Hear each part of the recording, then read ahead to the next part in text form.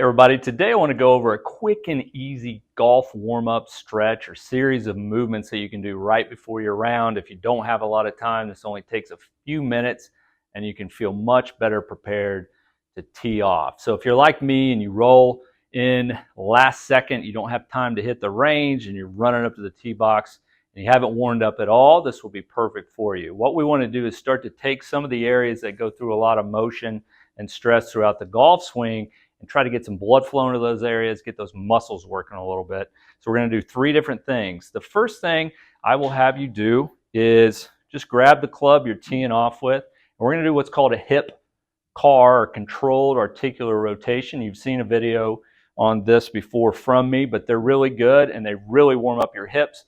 In a golf swing, there's a lot of rotation, extension, flexion of the hips. So they need to be warmed up before you tee off. So what you'll do is you're going to post up on one leg. On this case, I'd use my club to help me stabilize. I'm going to bring my left knee up as far as I can.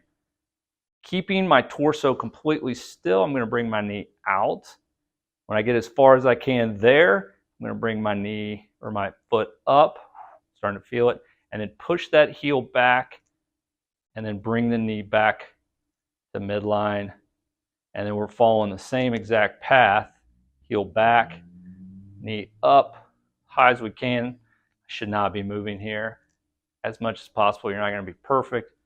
Knee to there, bring it back to midline and down. So typically what we want to do is do these movements pretty slowly.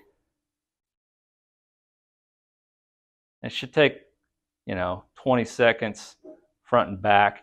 And so you'd want to do about 3 of those on both legs, and you'll feel that. You'll feel all the muscles at the front of the hip, the side of the hip, into the glute.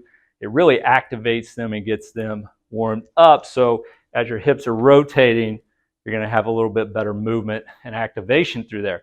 The second one is just a simple overhead stretch with a club.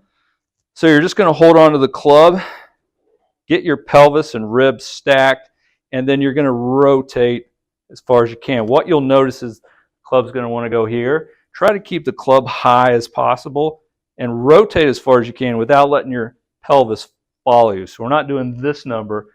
I'm trying to keep my belt buckle pointed at you as I stretch as far as I can, and then I just go the other side. So this will help activate some muscles around the shoulders, stretches the shoulders and the mid-back, so we can get good rotation. So typically what we'll do is about 10 of these, both directions, keeping that club high overhead, not letting it rotate or that club head to come here.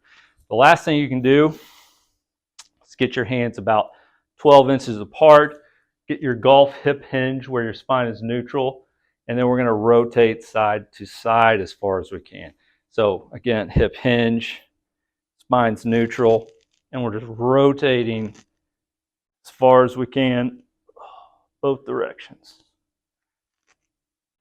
And it may not look like a lot, but the more you do it, you'll notice you're getting a little bit more range, and you can feel some blood flow and activation through some of those muscles. They're going to help your mid-back or torso rotate. So we're kind of hitting it above head, below, rotation through there for the mid-back, and then getting our hips good and warmed up with those hip cars. And from the ground up, from the hips up to the shoulders and above, we've got some blood flow in those areas. Again, the muscles are a little bit more warmed up, and you should be able to tee off and feel a little bit more flexible and maybe decrease the chance of pulling one of those muscles in your low back or your hips. You might even hit it straight. Doesn't work for me, but give this a shot. Hope it helps. We'll talk to you soon.